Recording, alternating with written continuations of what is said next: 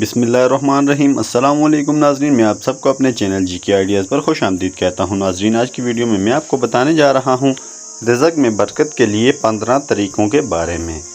15 چیزیں جس سے رزق میں برکت آتی ہے۔ نمبر 1، فضول باتوں سے پرہیز کرنے سے۔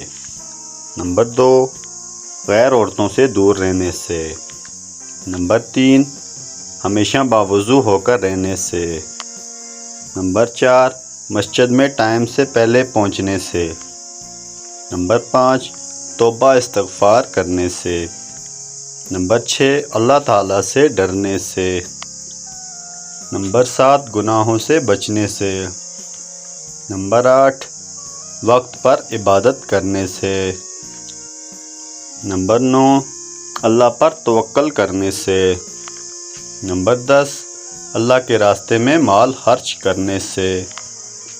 نمبر 11، طالب علموں پر خرچ کرنے سے۔